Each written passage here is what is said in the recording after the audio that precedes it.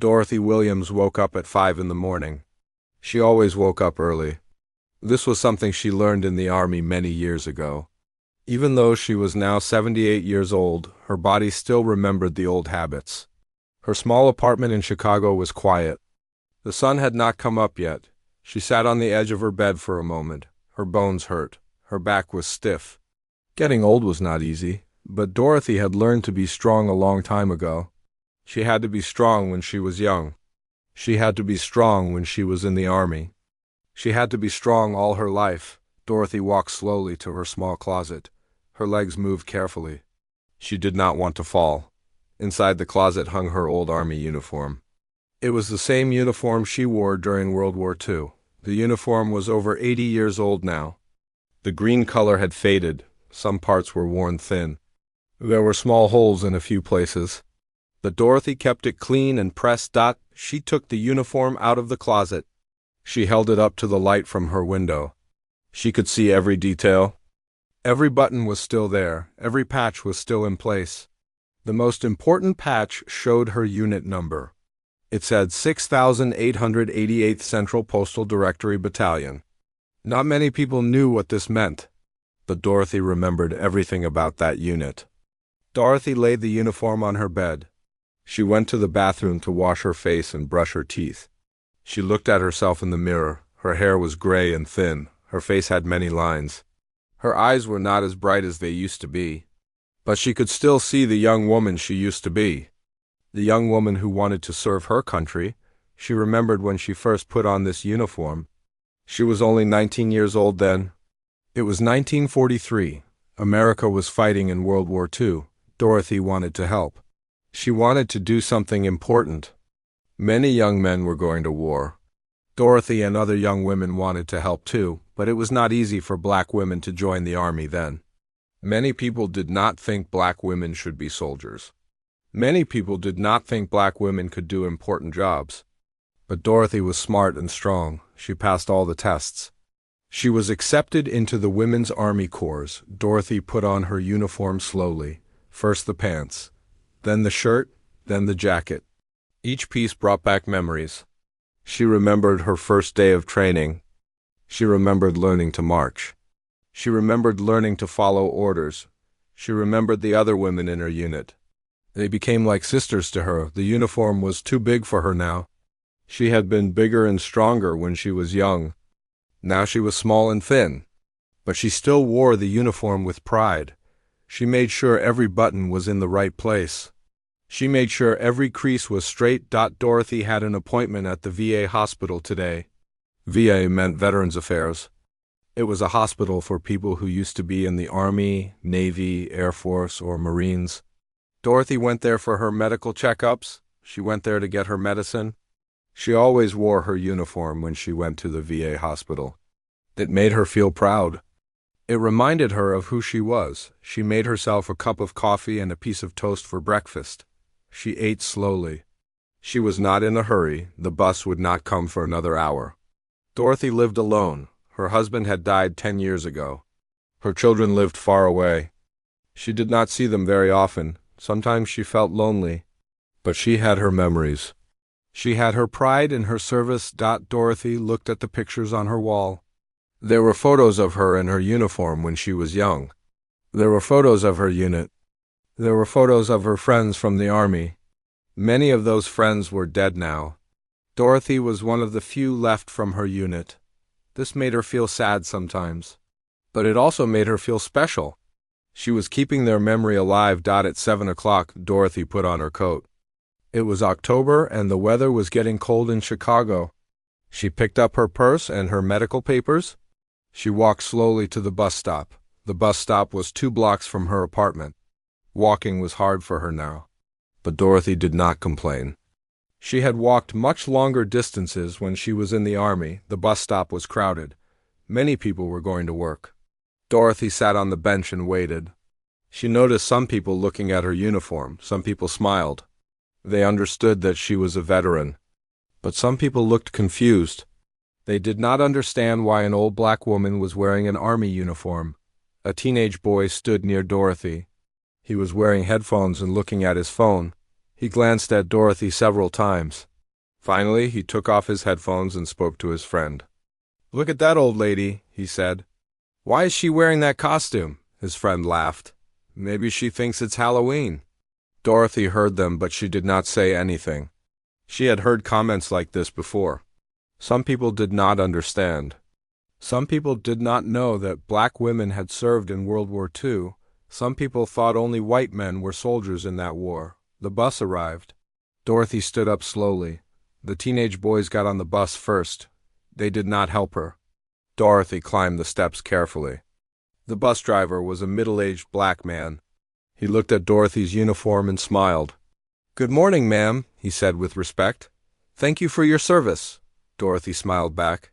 "Thank you," she said. She found a seat near the window. The bus was crowded with people going to work and school. Dorothy looked out the window as the bus moved through the city. Chicago had changed a lot since she was young. There were new buildings and new roads, but some things stayed the same. People still had to work. People still had problems. People still needed to be strong. Dorothy thought about her appointment at the hospital. She needed to see the doctor about her arthritis. Her joints hurt more now than they used to. She also needed to pick up her medicine for her heart. Getting old meant having more health problems. But Dorothy was grateful. She was grateful to be alive. She was grateful for the care she received at the VA hospital. As the bus got closer to the hospital, Dorothy felt proud. She was proud of her uniform. She was proud of her service. She was proud of what she and her unit had done during the war. Even if some people did not understand, Dorothy knew the truth. She knew that she had served her country with honor. She knew that she had done something important. The bus stopped at the hospital. Dorothy stood up slowly. She walked toward the front of the bus. As she passed the teenage boys, she heard one of them whisper something about her old costume. Dorothy kept walking. She had dignity. She had lived through much worse than the comments of ignorant young people. Dorothy stepped off the bus. The VA hospital was a big building. Many veterans came here every day. Dorothy walked slowly toward the entrance. She was ready for her appointment. She was ready to face whatever came next. Dorothy walked through the front doors of the VA hospital. The lobby was big and busy. Many people were sitting in chairs waiting to see doctors. Some were veterans like Dorothy. Others were family members who came to help. The smell of the hospital reminded Dorothy of medicine and cleaning supplies. She went to the front desk to check in for her appointment. The woman behind the desk was young and friendly. She looked at Dorothy's uniform and smiled. "Good morning, Mrs. Williams," she said. "You look very nice today." "Thank you, dear," Dorothy said. She gave the woman her medical papers and ID card. "Dr. Martinez will see you in about 30 minutes, the woman said. "You can have a seat in the waiting area." Dorothy found an empty chair in the corner of the lobby. She liked to sit where she could see everything around her. This was another habit from her army days. "Always be aware of your surroundings," her sergeant used to say. The waiting area was full of different kinds of people. There were old men in wheelchairs. There were younger veterans from recent wars. There were wives and children waiting with their loved ones. Dorothy felt comfortable here. These were her people. These were people who understood what service meant. But today there were also some visitors who were not veterans. They were not family members either. They looked like they were from some kind of business meeting. 3 middle-aged people in expensive clothes were sitting across from Dorothy, 2 men and 1 woman. They were talking loudly about their work. Dorothy tried not to listen to their conversation. But they were speaking so loudly that everyone could hear them. They were complaining about their jobs. They were complaining about their boss. They were complaining about everything. After a few minutes, one of the men noticed Dorothy. He looked at her uniform with a strange expression. He whispered something to his friends. They all looked at Dorothy and started whispering. Dorothy pretended to read a magazine, but she could feel them staring at her. She could hear bits of their conversation. They were talking about her. "Look at that old woman," one of the men said in a low voice. "What is she wearing?" "It looks like some kind of costume," the woman said. "Maybe she's confused." The other man laughed quietly. "Old people sometimes get mixed up." Maybe she thinks she's going to a costume party. Dorothy felt her face get hot, but she kept looking at her magazine. She had learned long ago not to react to ignorant comments. In the army, she had to deal with people who did not respect black women. She had to deal with people who thought she did not belong. She had learned to stay calm and keep her dignity. But the three visitors did not stop talking. In fact, they got louder. They seemed to think their comments were funny. "I bet she bought that uniform at a thrift store," the first man said. "Look how old and worn it is." "Maybe she's trying to get free benefits," the woman said.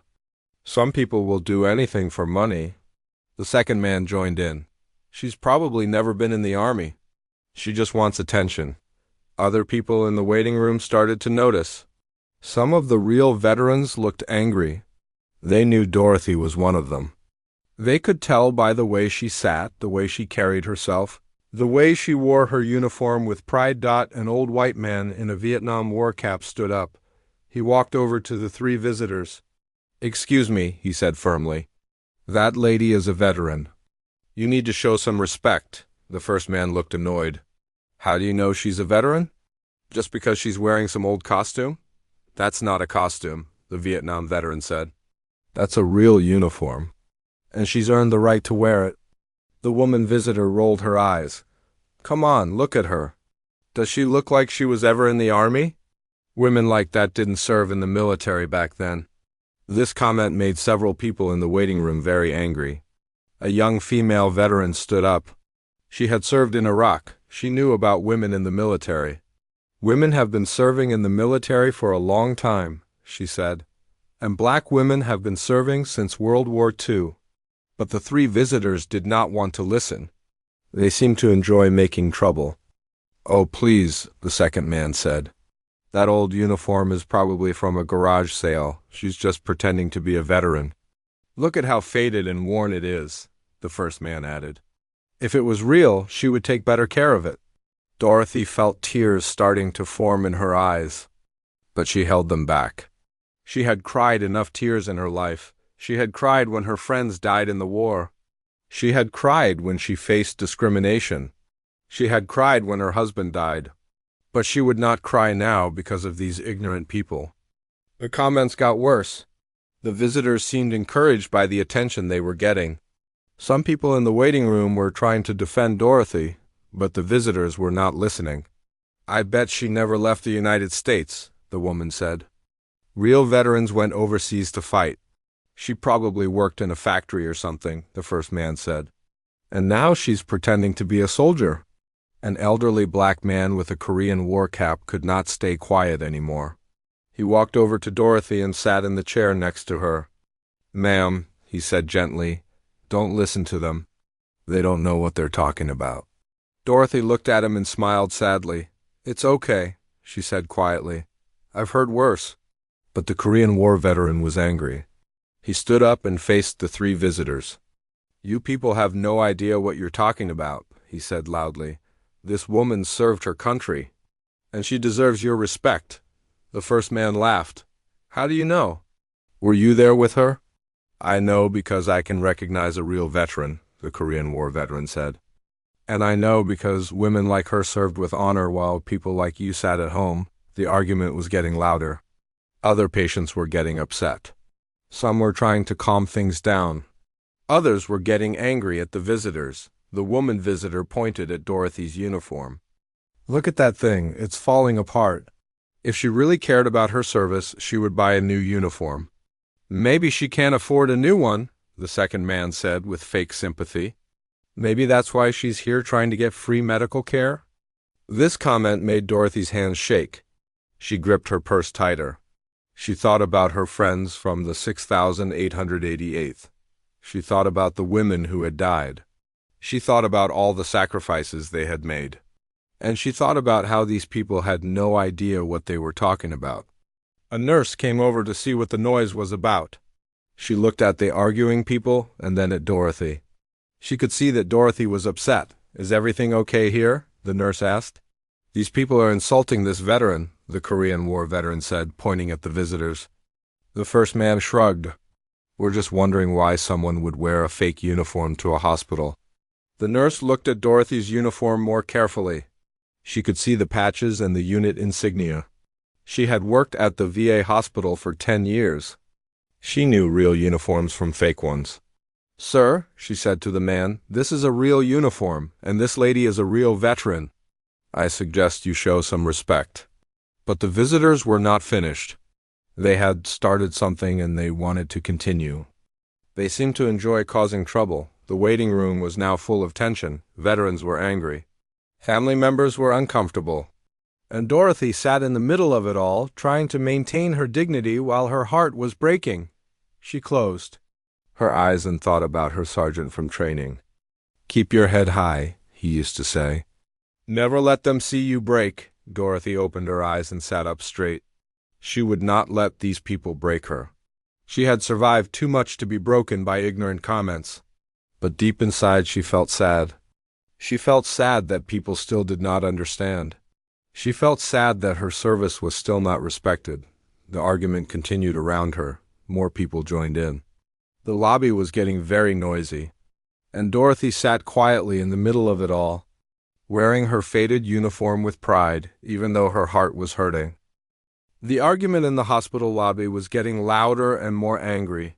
Dorothy sat in her chair, trying to stay calm while people argued about her. Some veterans were defending her. The 3 visitors were still making mean comments. Other patients looked uncomfortable and worried. Just then, the front doors of the hospital opened. A tall black man in a very nice dark blue suit walked in. He moved with confidence and purpose. His back was straight. His shoulders were square. He walked like a military man, even though he was wearing civilian clothes. This was Brigadier General Marcus Thompson. He was retired from the army, but he still carried himself like a soldier.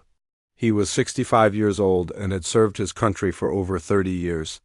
Today he was coming to the hospital to give a speech about military history. To a group of young veterans, General Thompson stopped just inside the door. He could hear loud voices coming from the waiting area. This was unusual for a hospital. Hospitals were usually quiet places. He looked toward the noise and saw a crowd of people gathered around the seating area. The general walked closer to see what was happening. He could hear angry voices. He could see people pointing and arguing. In the center of all the commotion, he could see an elderly black woman sitting quietly in a chair. She was wearing an old military uniform. General Thompson stopped walking. Something about the woman's uniform caught his attention. Even from a distance, he could see that it was very old. The color was faded. The material looked worn. But there was something else. There was something about the patches on the uniform that made him look more carefully. He moved closer to get a better view. He could see the woman more clearly now. She was small and thin. Her hair was gray. Her face showed the lines of age, but she sat with perfect military posture. Her back was straight. Her head was held high. Even though people were arguing around her, she maintained her dignity. General Thompson's eyes focused on the patches on her uniform. He could see several different insignia. Then he saw something that made his breath catch in his throat. On the woman's sleeve was a patch that he recognized immediately. It was the patch of the 6,888th Central Postal Directory Battalion. The general's heart started beating faster. He knew all about the 6,888th. He had studied military history his whole career. He knew that the 6,888th was the only all-black women's Army Corps unit to serve overseas during World War II. He knew that these women had served in England and France. He knew that they had done important and dangerous work, but more than that, the 6,888th had personal meaning for General Thompson. His own grandmother had served in that unit. She had died when he was young, but he had grown up hearing stories about her service. She had told him about the brave women who had volunteered to serve their country during the war. General Thompson's grandmother had told him about the discrimination they faced. Black women were not welcome in many parts of the military. They were given the hardest jobs and the worst living conditions. But they served anyway. They served with honor and pride. The general looked at Dorothy again. This woman wearing the 6,888th patch was probably about the same age his grandmother would have been. She might have even known his grandmother. She might have served alongside her. General Thompson listened to the argument that was still going on around Dorothy. He could hear the three visitors making mean comments about her uniform. He could hear them saying that she was fake. He could hear them saying that she was just pretending to be a veteran. The general felt anger rising in his chest. These people had no idea what they were talking about. They had no idea what this woman had done for her country. They had no idea what the 6,888th had accomplished during the war. He thought about his grandmother's stories. She had told him about working 12-hour shifts in dangerous conditions. She had told him about processing mail for American soldiers while bombs fell around them. She had told him about the cold winters in England and the fear they felt every day. She had also told him about the pride they felt. They were the first black women to serve overseas in the military. They were proving that black women could do important jobs. They were serving their country even though their country did not always treat them fairly. General Thompson knew that the women of the 6,888th had been largely forgotten by history. Most people did not know about their service. Most history books did not mention them. Most movies about World War II did not include them. But they had served with honor and courage. The general watched as Dorothy continued to sit quietly while people argued about her. He could see the pain in her eyes. He could see that the mean comments were hurting her. But he could also see her strength. She was not going to let these people break her spirit. General Thompson made a decision. He was going to stop this argument. He was going to educate these ignorant people. He was going to make sure this woman received the respect she deserved. The general straightened his tie and checked his suit jacket. He took a deep breath and walked toward the crowd of arguing people. His military training took over. He knew how to command a room. He knew how to get people's attention. As he got closer, he could hear the conversation more clearly. One of the men was saying something about Dorothy's uniform being a fake. The woman visitor was laughing about old people who were confused. The second man was suggesting that Dorothy was trying to get benefits she did not deserve. General Thompson felt his jaw tighten. These people were not just being rude. They were being cruel. They were attacking a woman who had served her country with honor. They were showing disrespect for the military and for history. The general also noticed the other veterans in the waiting room. He could see their anger and frustration. They knew that Dorothy was being treated unfairly. They were trying to defend her, but they were not having much success with the three visitors. General Thompson reached the edge of the crowd. He was tall enough to see over most of the people. He could see Dorothy clearly now. She looked tired and sad. The argument had been going on for several minutes. She was probably wondering when it would end. The general looked at her uniform one more time. He could see every detail now. The 6,888th patch was clearly visible. There were other patches and insignia that showed her rank and her service record. This was definitely a real uniform. And it was definitely from World War II. General Thompson also noticed something else. The uniform was old and faded, but it was clean and pressed. Every button was polished. Every crease was sharp. This woman took care of her uniform. She wore it with pride and respect. The general thought about all the veterans he had known during his career. He thought about the men and women who had served with honor. He thought about the sacrifices they had made. And he thought about how important it was to remember and honor their service. He looked at the three visitors who were still making mean comments. They had no idea what they were doing. They were insulting not just Dorothy, but all veterans. They were showing ignorance and disrespect. General Thompson knew it was time to act. He knew it was time to step forward and set the record straight. He knew it was time to educate these people about history and about respect. The general took another deep breath and stepped into the circle of people. His presence was commanding. People noticed him immediately. His military bearing and confident manner made people pay attention. He looked directly at Dorothy first. Their eyes met across the crowd. He wanted her to know that help had arrived. He wanted her to know that someone understood who she was and what she had done. Then General Thompson looked at the three visitors. They were still talking and laughing. They had not noticed him yet, but they were about to learn something very important. They were about to learn about the 6,888th Central Postal Directory Battalion. They were about to learn about real heroes. General Thompson stepped forward into the crowd. His tall frame and confident manner immediately caught everyone's attention. The arguing voices started to get quieter. People turned to look at this distinguished man in the expensive suit. The general walked directly toward Dorothy. Everyone watched as he approached her chair. His face was serious but kind. When he reached Dorothy, he stopped and looked down at her with deep respect. "Ma'am," he said in a clear, strong voice, "may I have the honor of speaking with you?" Dorothy looked up at him with surprise. She had been sitting quietly through all the arguing. She had been trying to ignore the mean comments. Now this well-dressed stranger was speaking to her with respect and kindness. "Yes, sir?"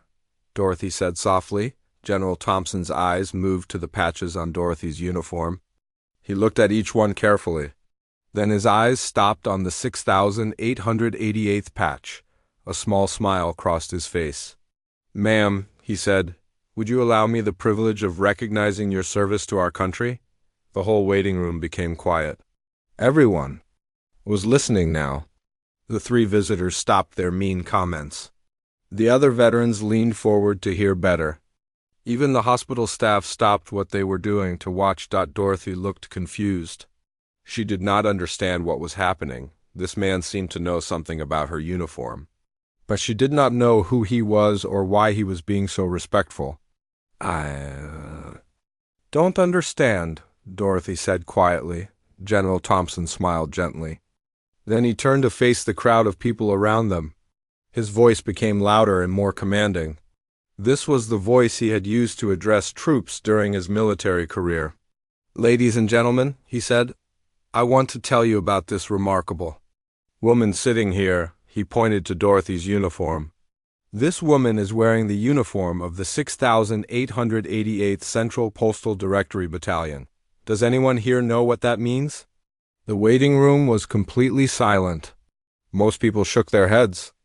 They had never heard of the 6,888th. Even many of the veterans did not know about this unit.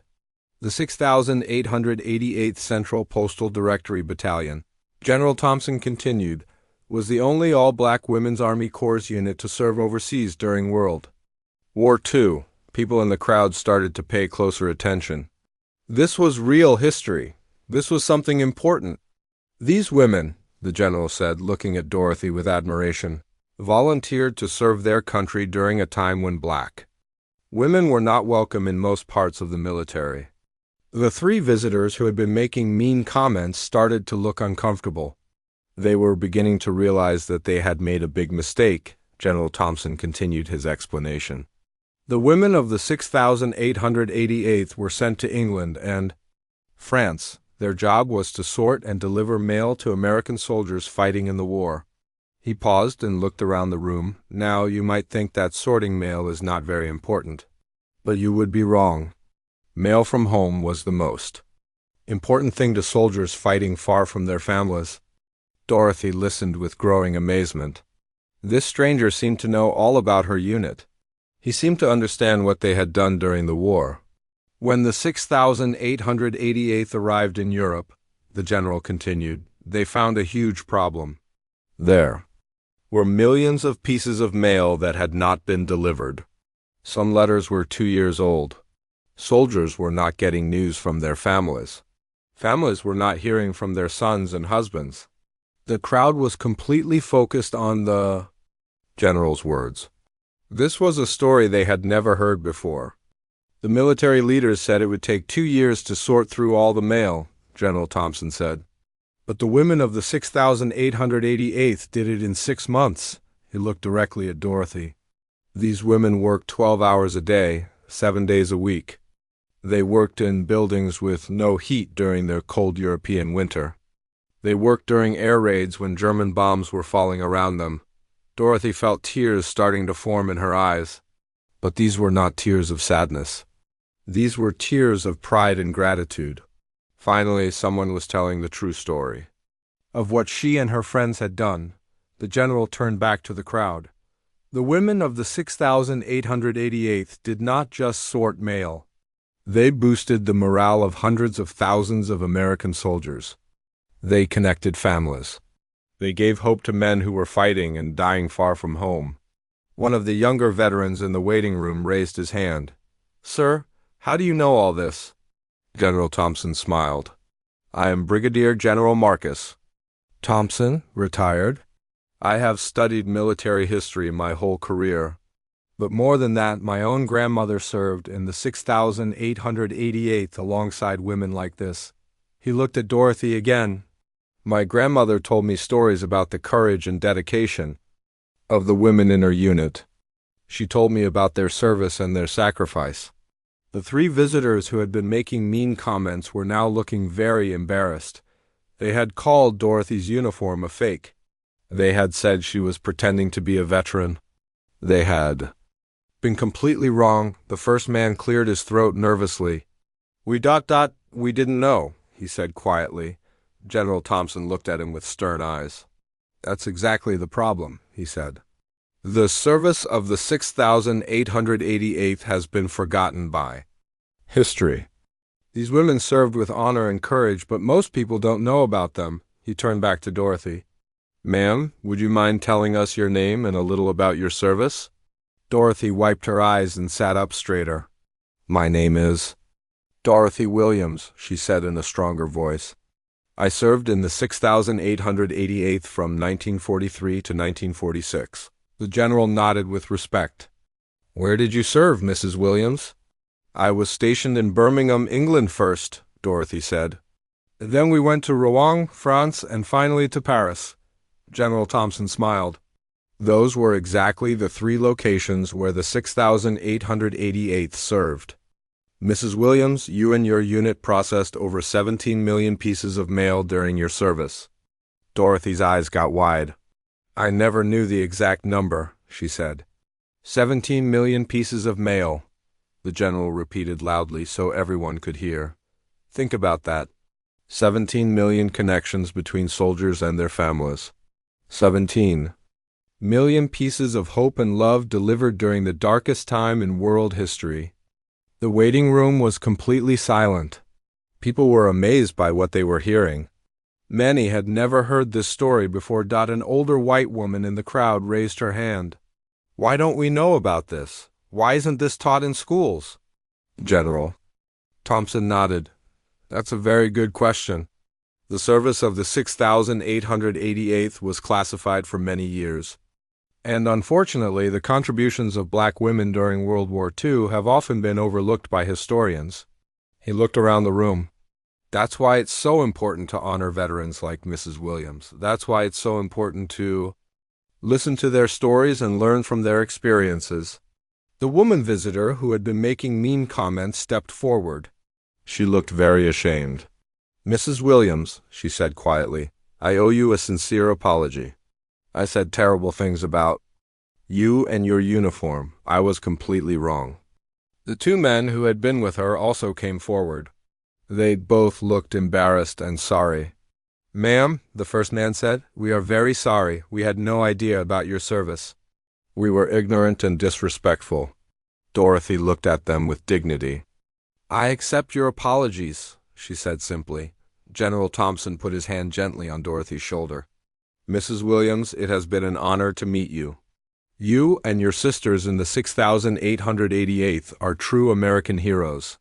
The whole waiting room burst into applause. Veterans stood up and saluted. Family members clapped and cheered.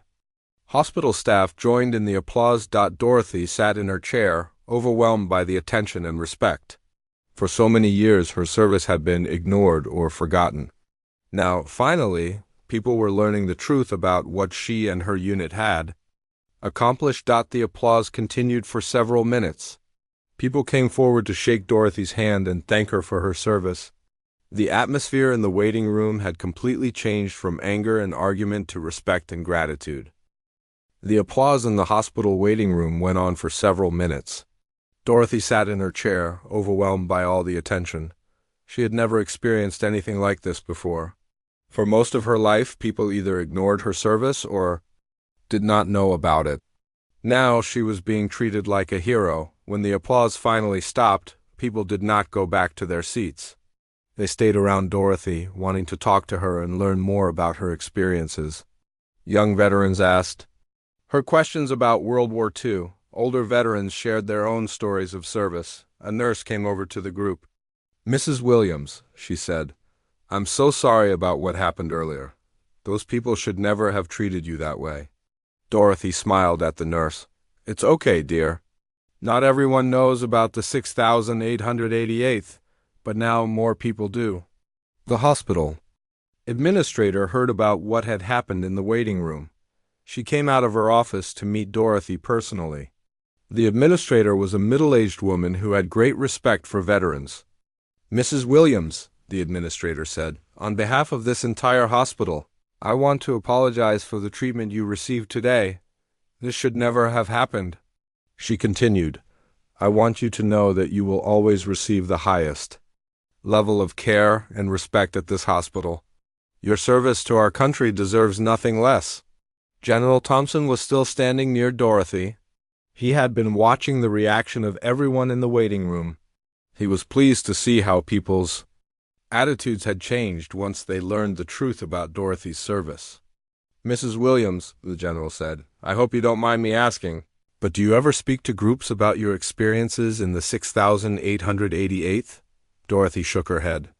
"No one has ever asked me to do that." "Well," General Thompson said with a smile, "I would like to change that. I think your story needs to be heard by more people." He took out his business card and gave it to Dorothy. "I speak at schools and veteran events about military history. I would be honored if you would join me sometime to talk about the 6,888th. Dorothy looked at the business card with surprise. "You really want me to speak to people?" "Absolutely," the general said.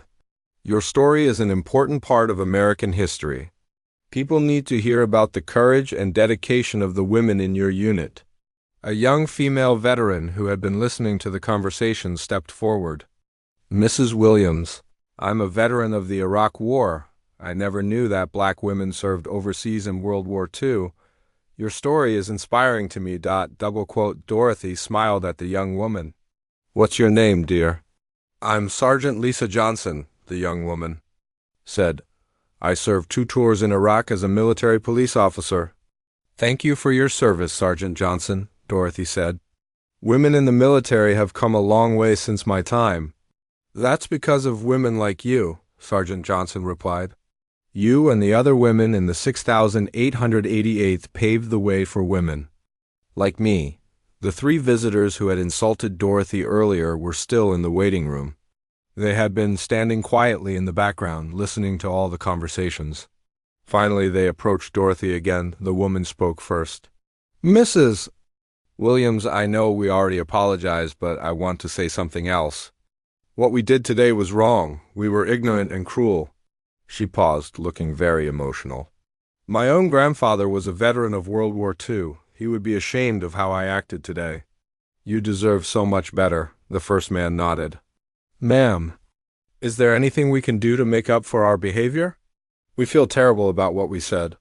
Dorothy looked at them with kindness. "You can learn from this experience. You can remember to treat people with respect, especially older people and veterans." "We will," the second man said. "And we want to learn more about the 6,888th. Can you recommend any books or websites?" General Thompson overheard this question. "I can help with that," he said. "There are several good books about the 6,888th. There are also documentaries and online resources." He looked at Dorothy. "And hopefully Mrs. Williams will agree to share her first-hand experiences with more people." Dorothy was quiet for a moment, thinking about the general's suggestion. She had never thought of herself as someone who could teach others. But today had shown her that people were interested in learning about the 6,888th. "I think I would like that," Dorothy said finally. "My friends from the unit have all passed away. I'm one of the last ones left. Maybe it's time to tell our story." A doctor came into the waiting room and called Dorothy's name. It was time for her medical appointment. But before she left, many people came over to say goodbye and thank her. "Mrs. Williams," General Thompson said, "I will call you this week about speaking opportunities. Your story deserves to be heard." "I'll be waiting for your call," Dorothy said. As Dorothy walked toward the doctor's office, she felt different then. When she had arrived that morning, she felt proud and valued. She felt like her service mattered. The doctor who examined Dorothy had also heard about what happened in the waiting room. "Mrs. Williams," he said, "it's an honor to treat you today. Thank you for your service."